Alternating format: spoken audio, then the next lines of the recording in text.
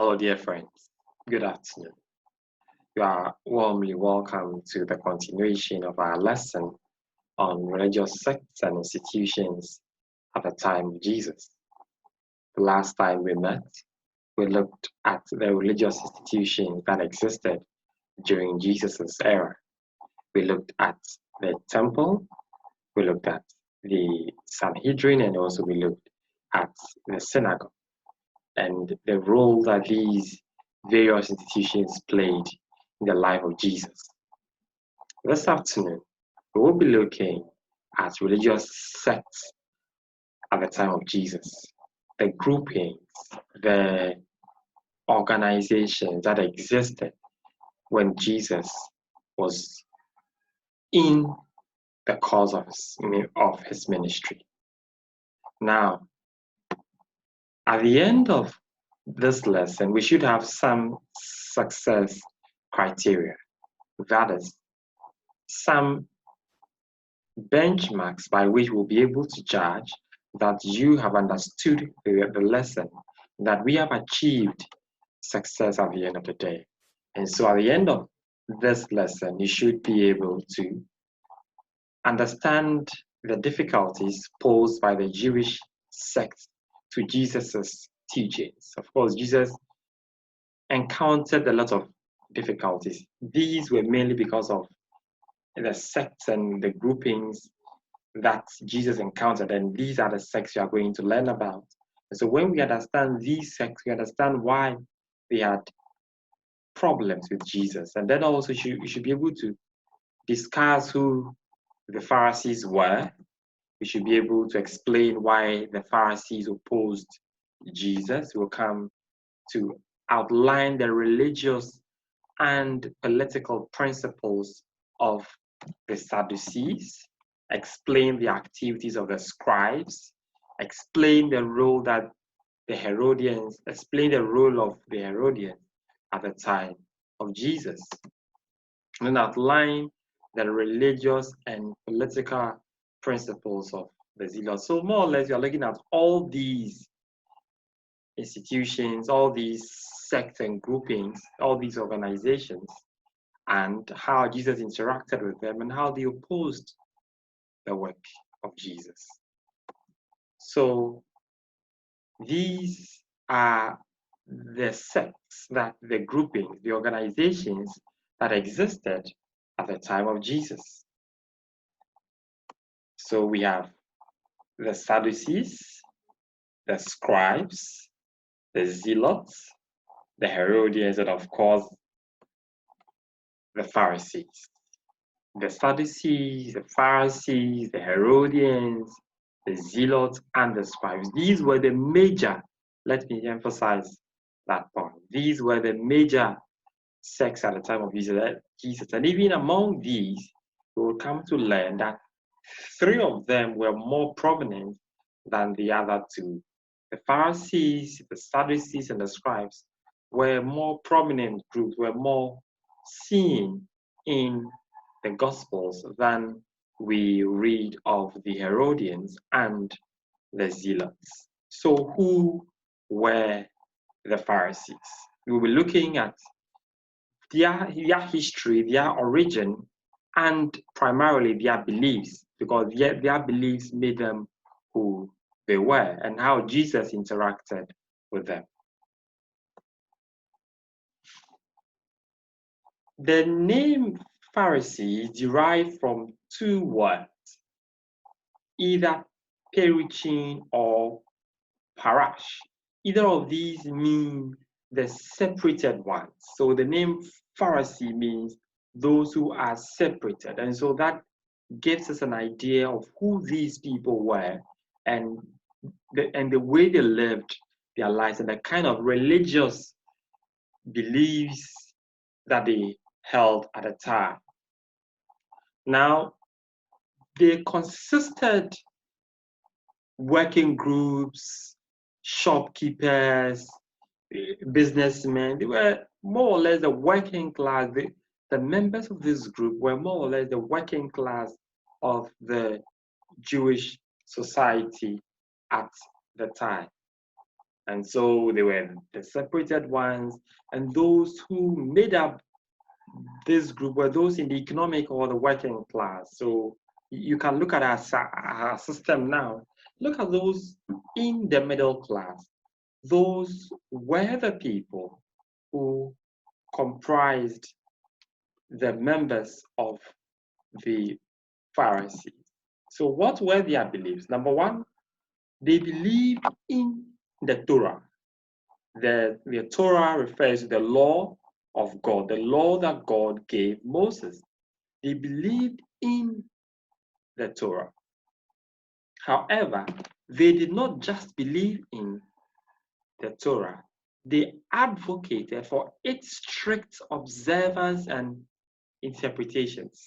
They were extremely strict with the observance and the interpretations of the Torah, sometimes to ridiculous ends, really, because there are some scholars who claim that the Pharisees were so strict to the extent that, for instance, if a person kept a broiler and a layer, so a broiler is a fowl that is kept for its meat, and a layer is a fowl kept for its eggs.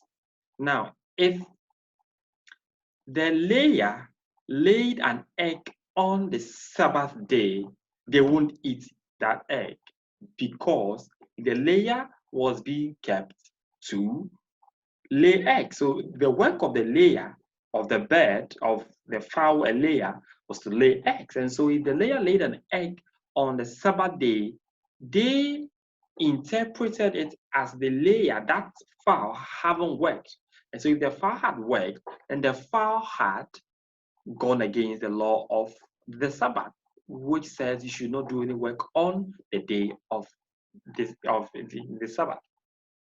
However, if a broiler, if a fowl kept for its meat, laid an egg on the Sabbath day, they will eat that egg because that was not its primary job. Its primary job was to be kept and fattened for consumption.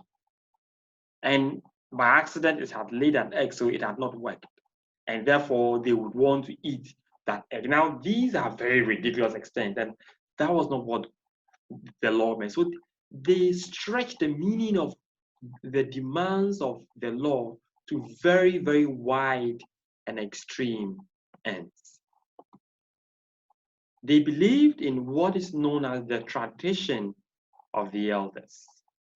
Now, these traditions of the elders were not part of the law that God gave them, were not part of the Torah. However, they were norms of the Jewish society which had been passed on from one generation to the other and to the next. And so it had become a part of the Jews. An example is the washing of hands. It was said nowhere in the Torah that one had to wash their hands before eating. Now they had given it as much value and recognition as the Torah itself. And so at a point in time, they would ask Jesus why his disciples did not wash their hands before eating. But this was not part of the law. So if a person chose not to wash their hands, the person had not gone against the law of God. But because they believed in the tradition of the elders passed on from one generation to the other, and they held strongly to it, they enforced and expected people to obey them. Now, let's go on to the Pharisees. Another of their belief was that they disliked foreign domination of any kind. They did not want foreigners to rule over them. And as a result of this, they hated the Romans. They did not like the Romans at all. Interestingly, although they hated the Romans, they wouldn't rise up in arms. They wouldn't take up weapons and fight or revolt against the Romans, but they disliked them because they did not want any kind of foreign rule. They believed in the kingdom of God on earth. They believed in the kingdom of God, and they believed in the Messiah, and hoped that the Messiah will come and bring Israel to its rightful place, which was occupied during the time, which they saw rather during the time of David, where Israel was the envy of the nations round about them. So they believed that a Messiah will come in the form of David and make Israel the pride of their neighboring nations once more. Also, they believed in the resurrection, they believed in angels, they believed in spirit, they believed in demons, they believed in hell, they believed in the judgment day. Now, if you read Acts chapter 23, verse 6 to 8, you find all of these beliefs there. They believe in demons, in spirits, in the judgment day, in angels, they believe in resurrection, they believe in the Messiah, they disliked any foreign rule or any kind of foreign domination. Now, we look at a few of their happenings, their stories, how they came, how we see them or how we saw them in the New Testament, especially the Gospels. Now, they were a group that John the Baptist referred to as a brood of vipers when they came to be baptized. When people were coming to John to be baptized, some people came there, they were Pharisees, and John called them a brood of vipers and asked them who had warned them to run away from the wrath of God that was coming upon them. Jesus also criticized them as being hypocrites who taught the people to keep the traditions of the elders instead of the law of God. And as we have already said, the tradition of the elders was not the law of God, but they were more eager at keeping the traditions of the elders than they were at keeping the laws of God. And some Pharisees, in spite of the fact that Jesus criticized them most of the time, some of them were friendly toward Jesus. An example is Joseph of Arimathea, who was the one who gave his tomb for Jesus to be buried in there. And then we had also Simon, who was a Pharisee. So Jesus was friendly, or some of them were of a more friendlier disposition towards Jesus in the Gospels. Now, in a few cases, they teamed up with some of the other groups, the Sadducees, the Herodians. So they teamed up with the Sadducees to demand of Jesus a miracle. And then also they came together with the Herodians to trick Jesus on the payment of tax. And so it's very interesting. They did not believe in the payment of tax. But as we'll learn later, the Herodians believed in the payment of tax to Caesar. And so they came together and wanted to trick Jesus. Now, I wouldn't entreat you, like I always say, of every passage that comes up here, make sure you read it at least 3 times. Make sure you read the passages here. So read Matthew chapter 22, verse 15 to 22, where Jesus had an encounter with the Pharisees. They combined forces with the Sadducees and then with the Herodians. First with the Sadducees to demand of Jesus a miracle, and then with the Herodians to trick Jesus in the payment of tax. And that is where Jesus made a very famous statement: give unto Caesar what belongs to Caesar, and give unto God the things that are of God. Now we have just seen some of the encounters. We'll go further to see how Jesus encountered these people. Now, Jesus encountered them on several occasions because they were the most prominent opponents of Jesus. They were one of the most famous groups at the time. So, as we have already said, they opposed Jesus with several questions on divorce, on eating with tax collectors, on eating with sinners. They asked Jesus several questions. Now, as we have already said, they opposed the Herodians in order to trap Jesus on the payment of taxes to Caesar, and also on the healing of a man with a withered hand. So they joined with the Herodians and opposed Jesus when Jesus had healed a man who had a withered hand on a Sabbath day in Mark 3, 1 to 6. Once again, I would implore you to read the narratives. Now, due to their disagreement with Jesus, on several occasions they plotted to kill him. They could not withstand the wisdom with which Jesus spoke. And because they were revered by the people as being knowledgeable in the law, in the Torah, and here was a young man who was disproving them and was showing that they were wrong, they disliked him so much so that they wanted to have him killed.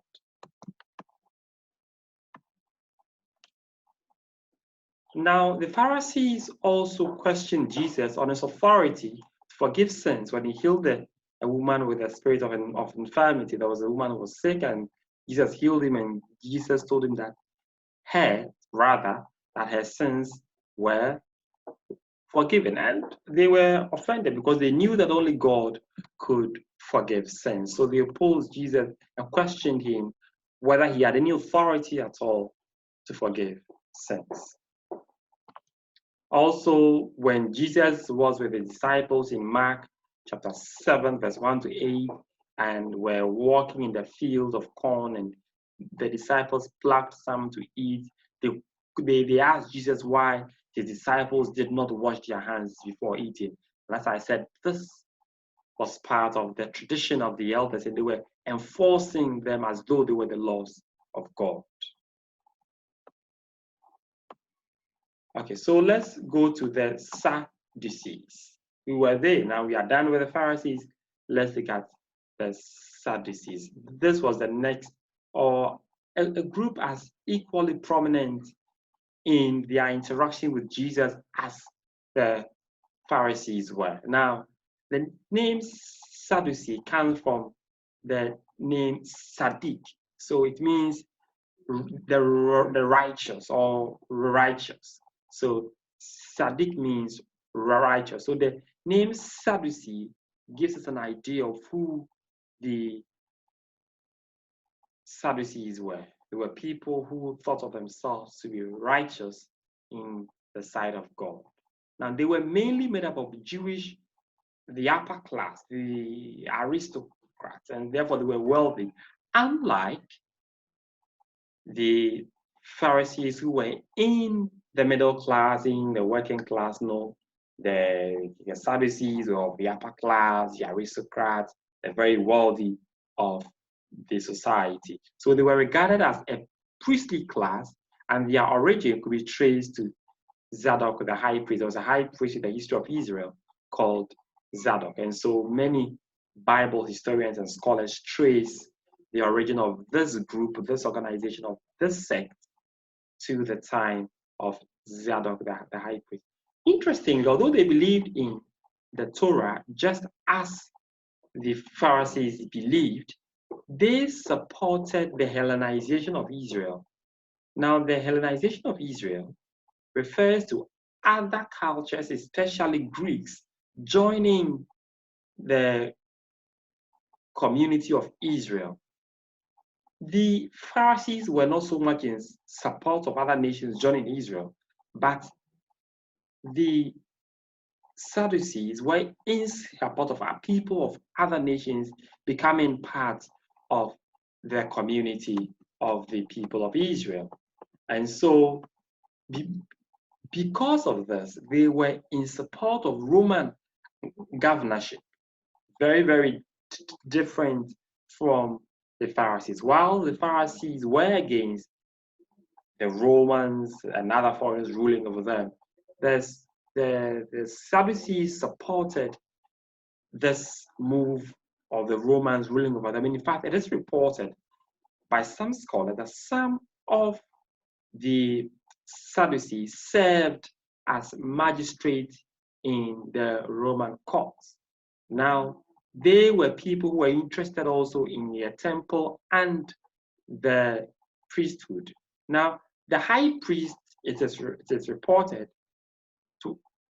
was largely selected from this group. So most of the high priests, almost all the high priests, came from this group. And of course, you would understand because the one who is reported to have started this group was a high priest called Zadok. So they maintained a strong influence over the Sanhedrin. They controlled the Sanhedrin to a great extent.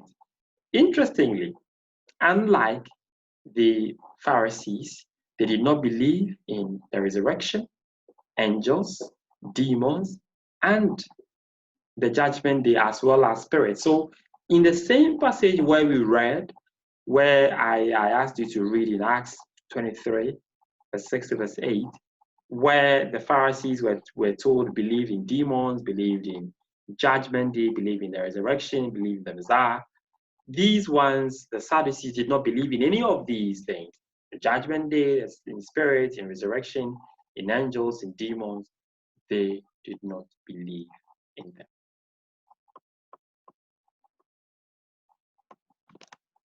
They accepted only the Torah. They believed in only the law that God had given the children of Israel. So they accepted only the Torah and rejected the tradition of the elders. So they were more or less opponents of the Pharisees, except that they all believed in God, they all believed in the Torah. But apart from that, they largely opposed each other. So they rejected the tradition of the elders, which was accepted by the Pharisees. Now, they were also among the group that John called the brood of vipers when they came to him in Matthew 3 to be baptized. So it's the same identification John gave the Pharisees that he gave the Sadducees, that you brood of vipers, who warned you to run away from the wrath that was to come. Now, how did Jesus interact with these people? As we have learned earlier, in spite of the fact that they did not see eye to eye with the Pharisees, or they did not agree with the Pharisees, when they realized Jesus was a common enemy, they joined forces with the Pharisees to demand of Jesus a miracle. That if you said you were the Son of God, give us a miracle. And Jesus will tell them, no miracle would I give you except the one of Jonah. So in Matthew 16, verse 1 to 4, they asked of Jesus a miracle together with the Pharisees, their rivals. You may want to put it that way. Now, Jesus warned people against the 11 of the Sadducees and the Pharisees. Now, over here, Jesus was referring to the teachings of these people. Jesus warned people against them. In Matthew 6, 6 to 13, Jesus warned people against the leaven or the yeast of the Sadducees and the Pharisees. Now, because they did not believe in the resurrection, they asked Jesus questions on resurrection. So one way in which Jesus interacted with them or encountered them was when they came to Jesus and asked him an issue about resurrection, where they came and said, well, Jesus, if you say that there is a resurrection, there was a man amongst us and he married a woman, and then the man died and had no child, and the brother of the man came to marry the woman, and he had no child with the woman, and the next brother came to marry the woman, up to the seventh brother. Now, if you say there is resurrection, in the resurrection, when people come back to life, whose wife would this woman be? Because all the 7 brothers were married to her. And then Jesus answered that you err greatly because you don't know the scriptures. Because in the resurrection, people do not get married, or are people given into marriage. And so they asked Jesus issues about the resurrection. Now, it is widely believed that they were among those who instigated the crowd to advocate for the crucifixion of Jesus, since his cleansing of the temple led to some financial loss to them. Now, as we have already said, they controlled the temple. So they controlled the trade that went on in the temple, and they profited a lot from it. We have learned about the temple and how Jesus went to sack people from there and beat them. Now, the people who profited from the work done in the temple, the selling, although they were cheating the people, those who profited a lot were the Sadducees. And so when Jesus was brought up by Pilate, and he had to choose between Jesus and Barabbas, and the people shouted, "We want Barabbas," many scholars believe that these Sadducees were the people who went and told the people, "Hey, go and say we want Barabbas, okay? Say Barabbas, say Barabbas," so that Jesus would be killed, and then they would have their business back, because they were controlling the temple. Now let's go to the next group, the scribes. So we have looked at the Pharisees, we have looked at the Sadducees. Now we're going to the next group. The scribes are believed to have originated from the period of the exile. Remember when the Jews were carried away into exile during the reign of Zedekiah, king of Judah, and then they returned under the leadership of Ezra, Zerubbabel, and Nehemiah. Now, Ezra was a scribe, was the one who learned the law and taught their law, so that the people of Israel will not go back to the acts that led them into the exile in either into slavery or exile.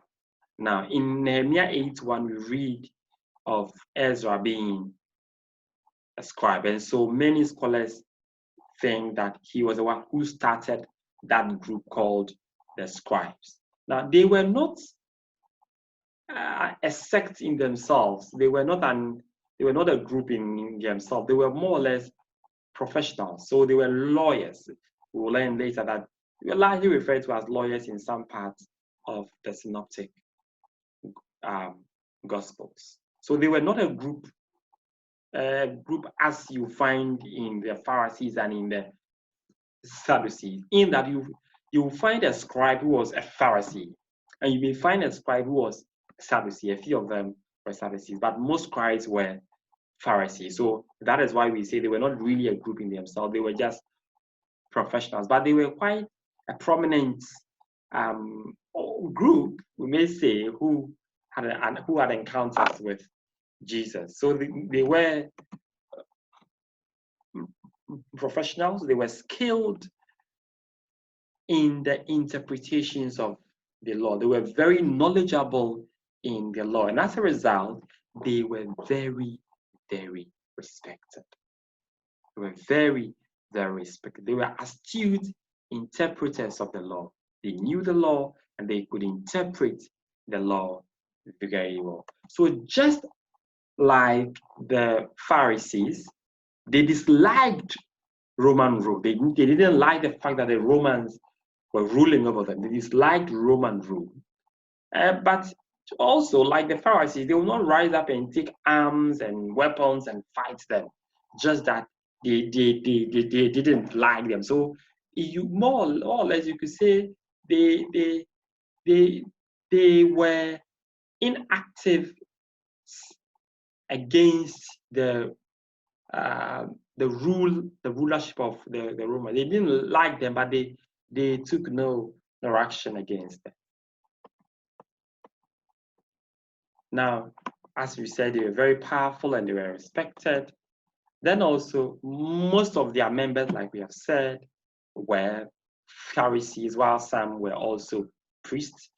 It is reported that in the Sanhedrin, the highest court of the Jewish land, in the Sanhedrin, they had a permanent representation. There were a number of seats in the Sanhedrin out of the 71 that were reserved for the scribes. Now, this was primarily because they knew the law. They could interpret the law. So some scholars claim that some seats in the Sanhedrin were reserved for them.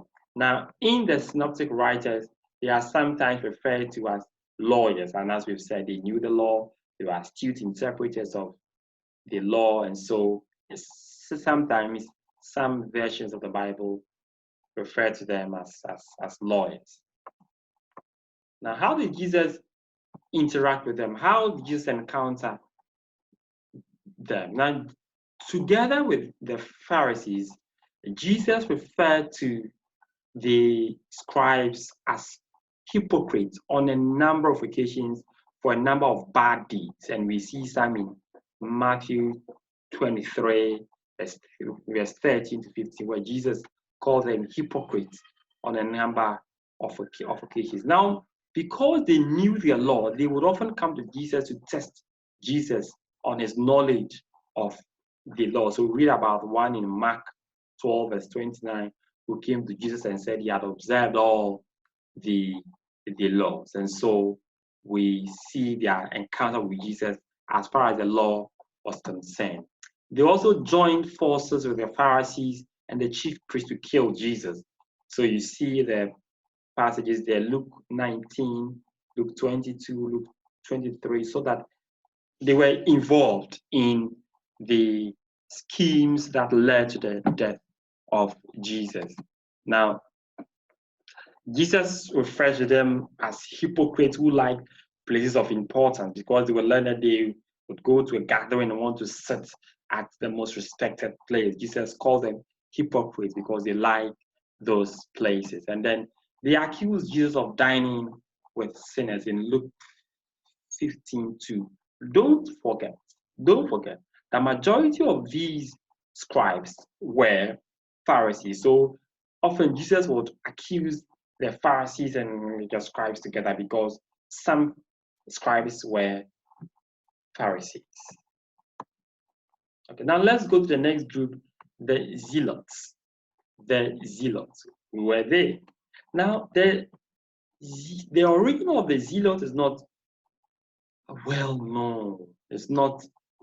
There is a bit of a debate on it, but one respected Jewish historian, the man called Josephus, probably you may have heard of the name before.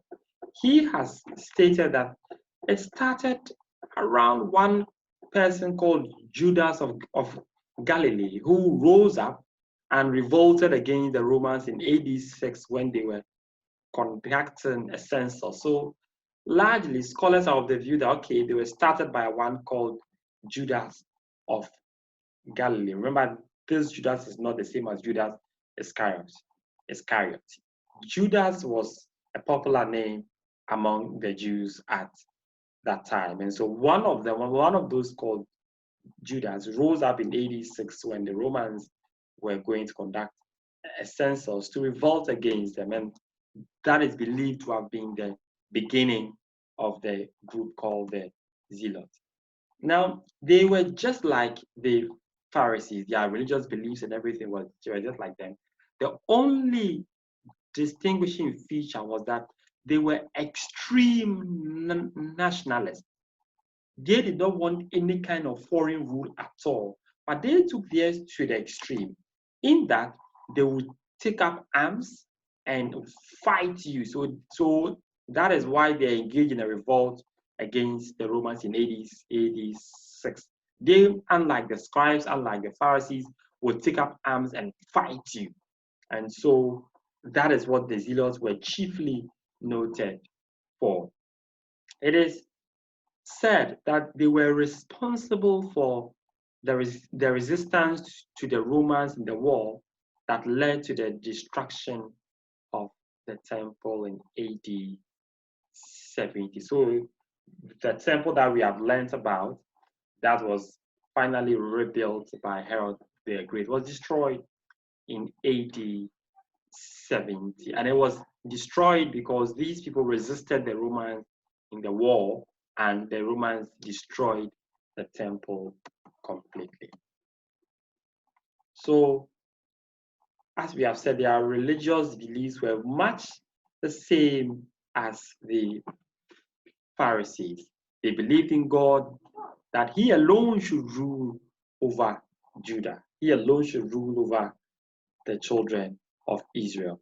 Now, we see a few of them in the Synoptic Gospels.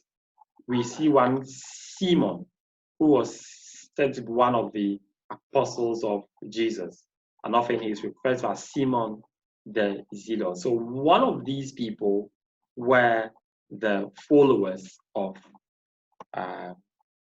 Jesus.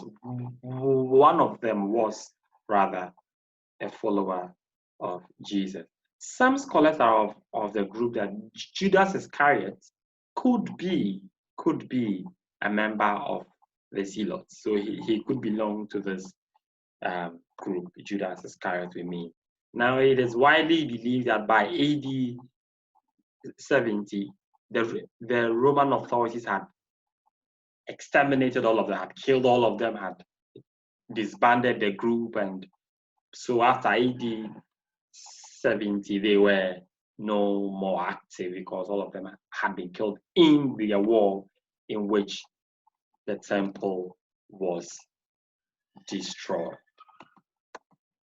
And so that is it about the Zealots. Now we move on to the Herodians, which will be the last of the groups we are going to look at. Now, who were the Herodians? They derived the name from the Greek word Herodianoi. Herodianoi. That is where we derive the name from. It was a very powerful group because they supported the rule of Herod the Great and the later Herods who came to rule. So because they were linked to power, they were linked to the powerful, they were quite a powerful group. Now, as stated earlier, they supported the rule of the Herods, and so they supported the rule of the Romans as well, because they believed that their nation could be protected also, or they could have national security if the Romans ruled over them. One notable thing among them, apart from the fact that they supported the Herods, they supported the rule of the Romans, was that they were noted for their desire for materialism. They were very materialistic. The Zealots, the Pharisees, the Sadducees were not noted as much for materialism as the Herodians were noted for. Now they were religiously lax about the law. They didn't care so much about the law. They didn't care a lot. So they were religiously lax as far as the law of God was concerned. The Zealots were not lax. The Pharisees obviously were not lax. The Herodians were not lax. But the Sadducees, the Pharisees, the Zealots were not lax concerning, and the scribes as well, not lax concerning the law of God. But these people had some laxity, some, if you like, lack of, they were apathetic. They were not interested in the law of God. So as far as they were concerned, well, everything was okay as far as the law of God was concerned. Now they advocated for payment of taxes to Caesar. And so you may remember that we said that they joined forces with the Pharisees to ask Jesus a question on the payment of taxes to Caesar. Now, we said they joined forces with the Pharisees to oppose Jesus when he healed a man with withered hand. Now we must put their opposition to Jesus in context. These were people who supported the rule of the Herods, who supported the rule of the Romans. However, Jesus was becoming increasingly popular among the people. And quite majority of the people around the time were advocating that Jesus should be made king of the Jews. And so they did not want to lose their position. And so they would oppose them. The Pharisees would oppose Jesus because Jesus was rightly interpreting the law.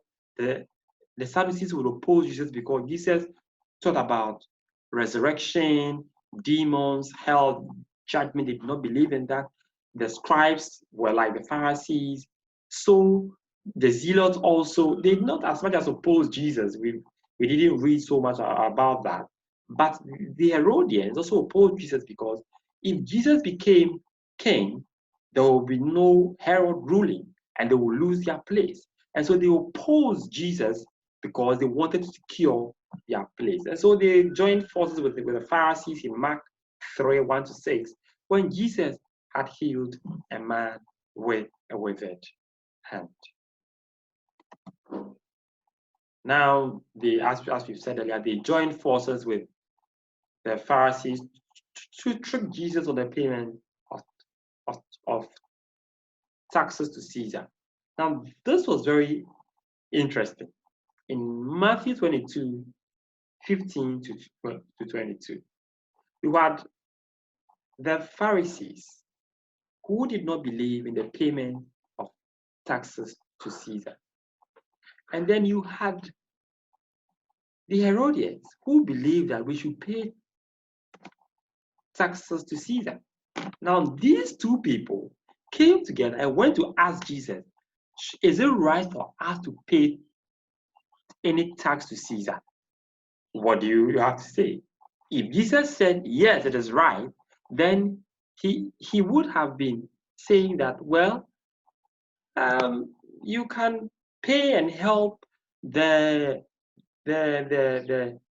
idolatrous nation of Rome, because some part of the taxes were used to help the idol worship of Rome, and also the money used to pay the tax had imprints of idolatry with the image of Caesar seen as a god on it.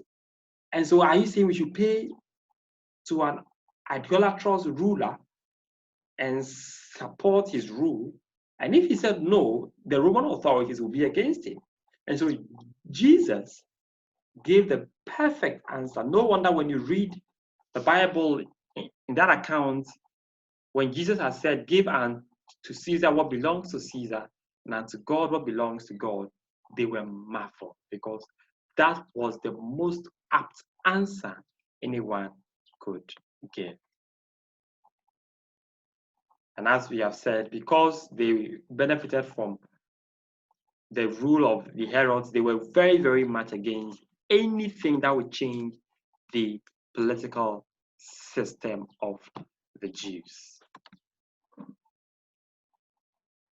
Now, since they perceived Jesus' ministry as one that could cause a political upheaval, they hated him and opposed him. Like we've already said, they thought Jesus was going to be the next king, and so they didn't like Jesus at all.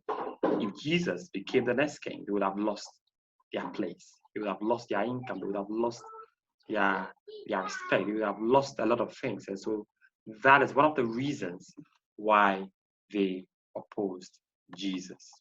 So what have we learned today?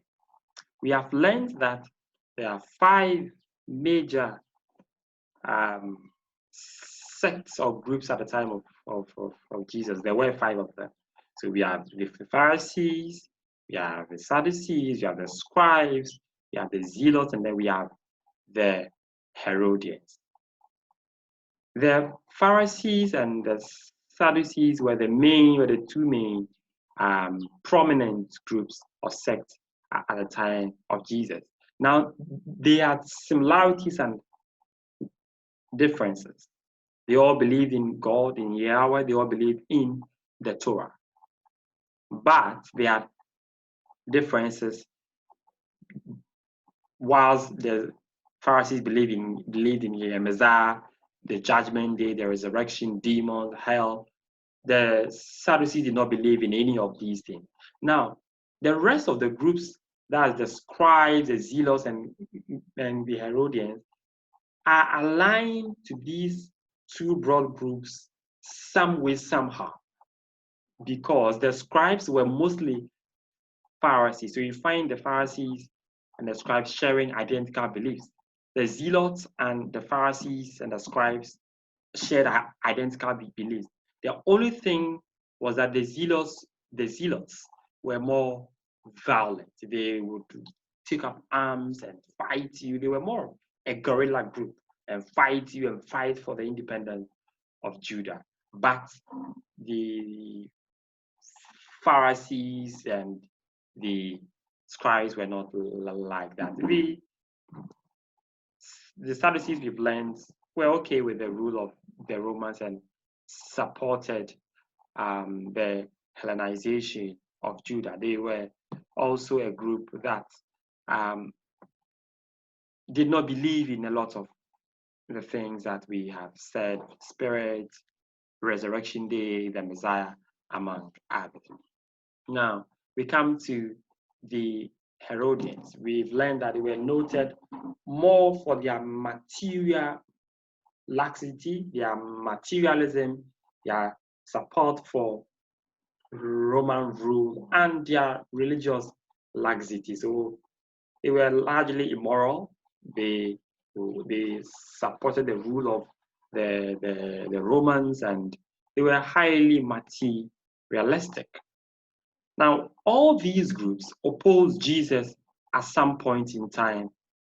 They will join forces to fight Jesus and to oppose him, to disrupt his work, because Jesus hit at some point of their activity, some part of their activities. Jesus criticized them. And because Jesus was growing very popular, they did not like him. And so all of them opposed Jesus, perhaps with the exception of the zealots, of whom we do not read much in the synoptic gospels. Well, all too soon we've come to the end of our lesson. I would implore you to go back to the objectives for the class and see if we can answer the various things that we put out there, see if we can do all those tasks, be able to know who the Pharisees, Sadducees, the scribes, the zealots, and the Herodians were, how Jesus interacted with them, what their beliefs were. Now, this will form the basis as we launch into the lessons in the synoptic gospels, as well as in the Acts of the Apostles and the other parts of the New Testament.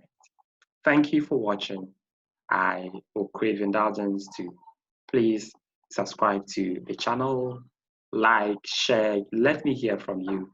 And as always, watch it as many times as you can so that you would understand it and give a very good account of it when an exam time is due. If you are doing this to learn more about the Bible, I encourage you to keep on doing it. So until such a time, I say, let's do good, let's be good, and let's help each other. Thank you.